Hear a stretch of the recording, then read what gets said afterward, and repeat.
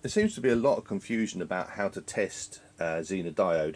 I'm not going to try and teach you what a Zener Diode is now. There's lots of tutorials can do that, but a lot of the ways that are shown to test them involve building some sort of circuit and that sort of stuff.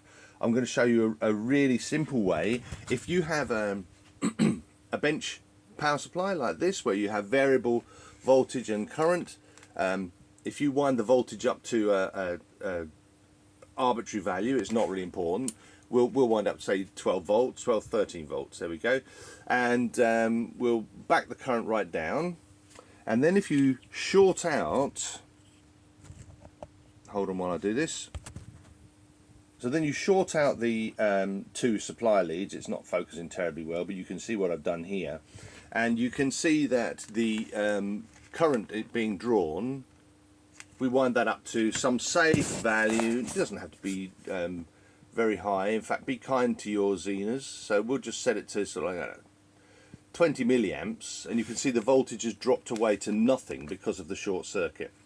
Now, if I take those apart, excuse me a second, so we'll see the voltage is back up.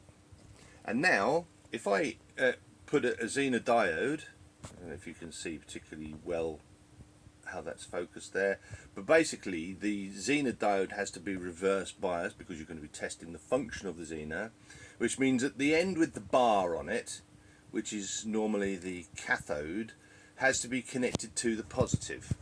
So excuse me a second while I do that.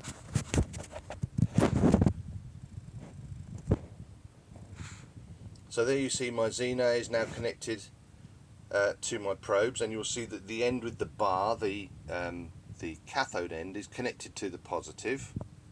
And now if we look at this, we can see that the voltage has dropped away to about 10.6 volts at 30 milliamps.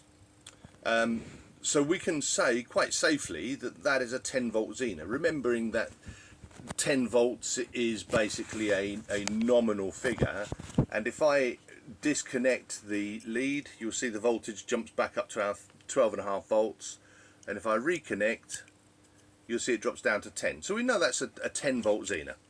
Okay.